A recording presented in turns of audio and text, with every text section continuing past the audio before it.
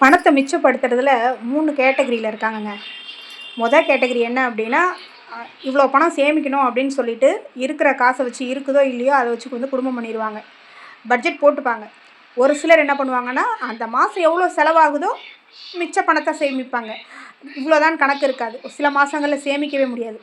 3வதா ஒரு கேட்டகரி இருக்காங்கங்க. வீட்டு செலவுக்கு பணமே எடுத்து வைக்க மாட்டாங்க. இருக்கிற பணத்தை எல்லாம் முக்கால்வாசி வந்து நல்லா இன்வெஸ்ட்மெண்ட்டாக பண்ணி நல்லா சேஃப் ஆகிடுவாங்க. அப்புறம் வீட்டு செலவுக்கு என்ன பண்ணுறது? கடன் தான் வாங்கணும். அதாவது இவங்க சம்பாதிக்கிறதெல்லாம் வந்து சேர்த்து வச்சுருவாங்களாம். கடனை வாங்கி குடும்பம் பண்ணுவாங்களாம். அப்புறம் இவங்க நல்லா சேஃப்டி பண்ணிக்கிட்டு பணம் கேட்டால், நம்ம கடன் கொடுத்தவங்க நம்ம வந்து பணம் கேட்டோம்னு வச்சுக்கோங்க, இல்லை அப்படின்ட்டுருவாங்க. அப்போ அடுத்தவங்க காசில் ஒரு வாழ்க்கை, சொகுசான வாழ்க்கை கேட்குது. இவங்க சைடும் நல்லா சேஃப்டியாக இருந்துப்பாங்க. ஸோ இந்த 3வது கேட்டகரியாக இருக்கிறவங்கலாம் வந்து நான் பார்த்துருக்கேன். ஒரு சிலர்லாம் எனக்கு சுத்தமாக வந்து பிடிக்கவும் பிடிக்காது. நீங்கள் இது மாதிரியான ஆளுகளை பார்த்துருக்கீங்களான்னு எனக்கு கமெண்ட் பண்ணுங்கள். வாழ்க வளமுடன்.